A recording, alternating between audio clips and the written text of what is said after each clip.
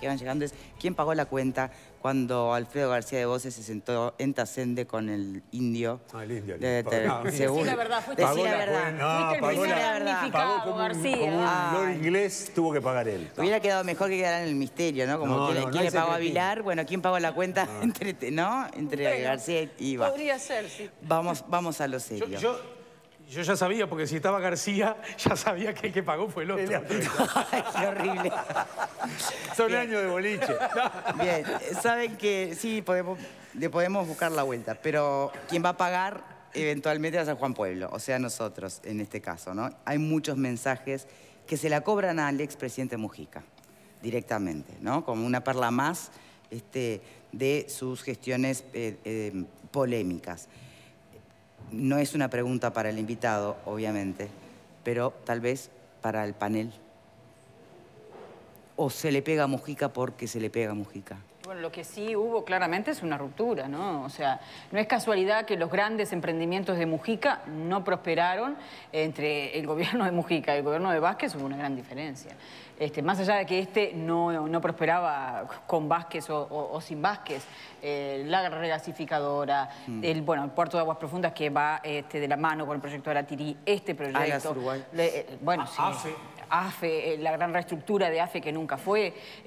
Fueron unos cuantos buques insignias, yo te diría todos. La madre de todas las reformas.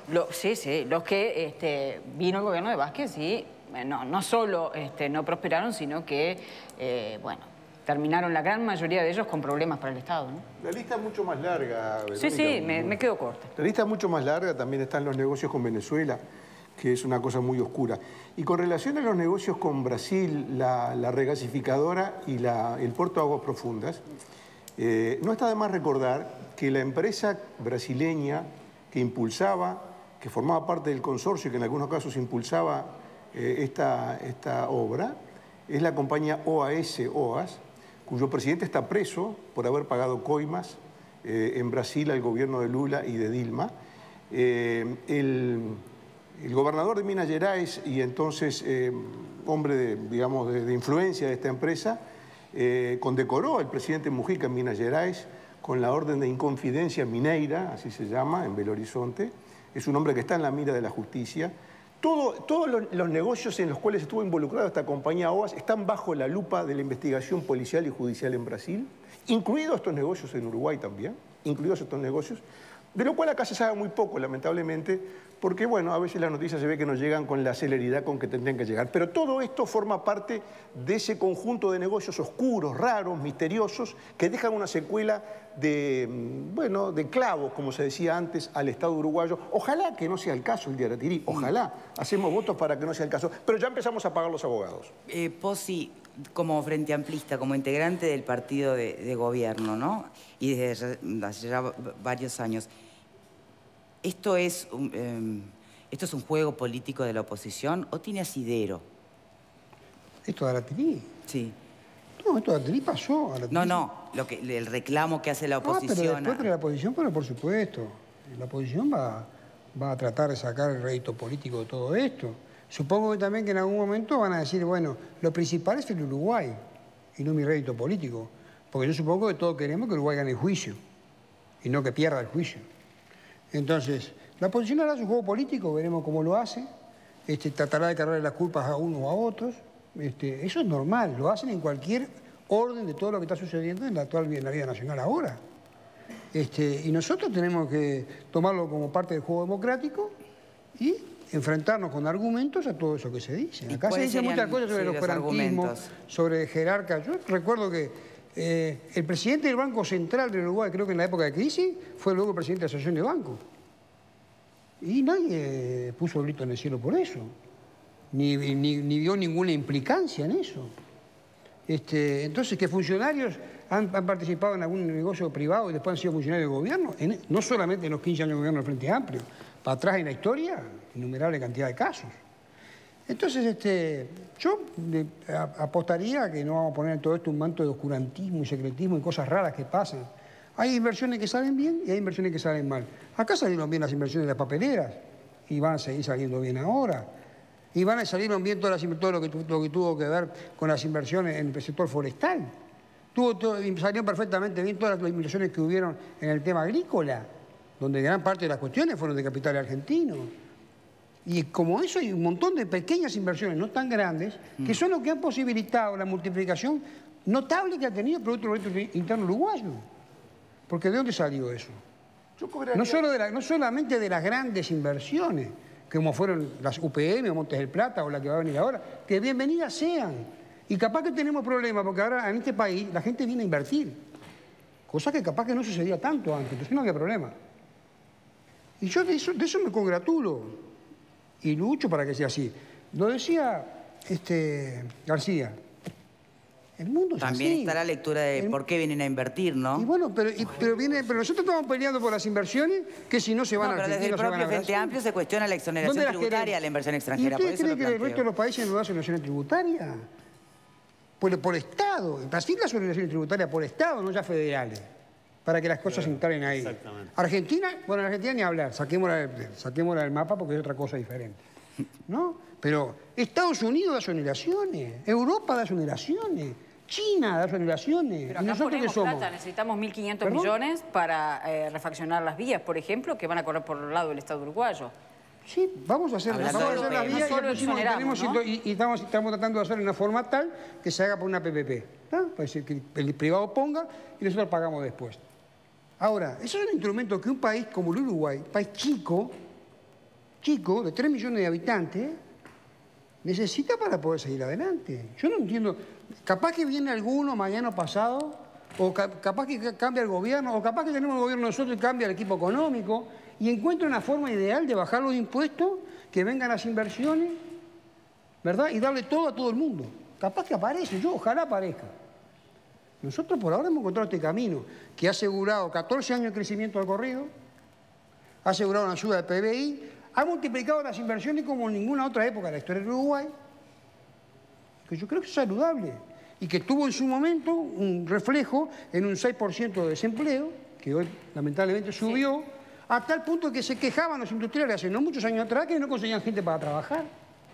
Bueno, Pero ahora lo que estamos viendo es que se han perdido sí, puestos de claro, trabajo. pero los países suben y bajan.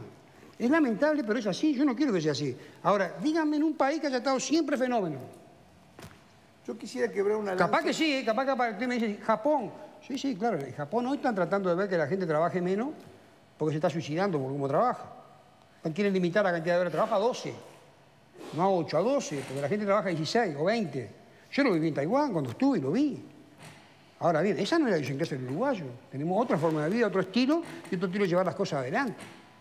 Con este estilo, nosotros hoy en América, entre las naciones de Sudamérica, de Centroamérica, inclusive de Norteamérica, somos un país respetable y respetado. Con nuestros problemas, por supuesto, sí.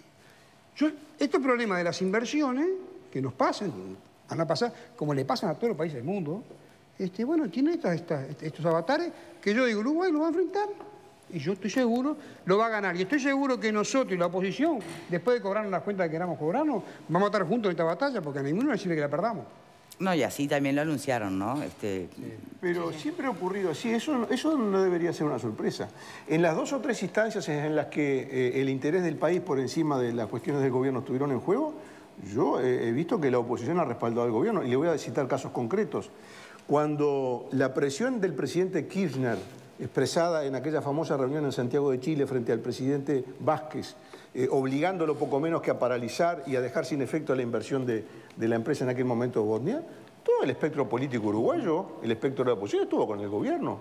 Es más, estuvo más unida la oposición uruguaya en apoyo al gobierno que el propio partido de gobierno, que veía con malos ojos, un sector del partido de gobierno que veía con malos ojos. Otro ejemplo fue el juicio contra Philip Morris. No hubo una voz, yo no escuché una voz que se pusiera del lado de la empresa Y ahora va a extranjera. ser igual. Ahora va a ser igual, pero quiero decirle que eso para mí no está en discusión. Eso forma parte de la idiosincrasia nacional. Me parece que cuando está en juego el prestigio del país y el interés del país, se dejan de lado las diferencias políticas. Lo cual no quiere decir que se dejen de lado las responsabilidades políticas en las que se pueden haber incurrido. Son dos planos ¿Se distintos. demuestran? Son dos planos distintos. ¿Se demuestran?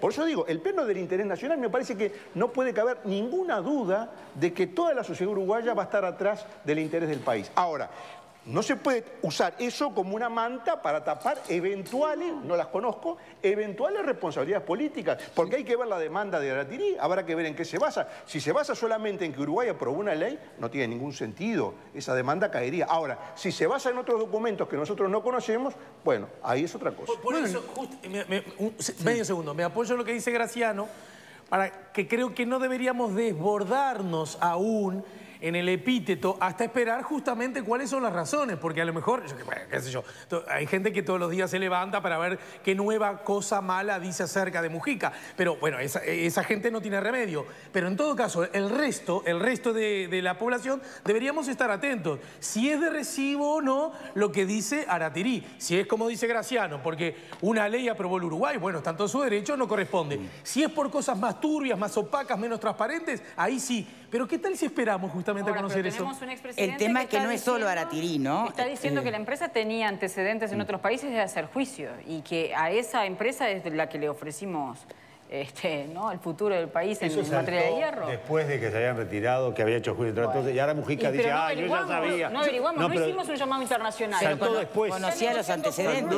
¿Qué lo va a conocer? La verdad, sacó la viola. Hay un aspecto de la historia que se ve que pegamos un salto rarísimo. Pero yo vivía en el Uruguay, yo estaba acá, era una persona consciente, cuando, hablando de las inversiones, discurso que fundamentalmente sostenían los partidos que hasta entonces habían gobernado el Uruguay, los partidos fundacionales. Yo recuerdo perfectamente que sectores de la izquierda, aludiendo a los supuestos inversores, los llamaban los piratas, o yo vivía en otro lado, ¿se acuerdan? Ahora resulta que el tiempo pasó, la izquierda, que siempre fue oposición, empezó a gobernar y de alguna manera recogió el legado de los partidos fundacionales y ahora son los partidos voceros, portavoces de los partidos fundacionales los que se molestan porque haya inversores. ¿En qué estamos? Un país no debe preocuparse si tiene inversores. Un país, bueno, y los chicos...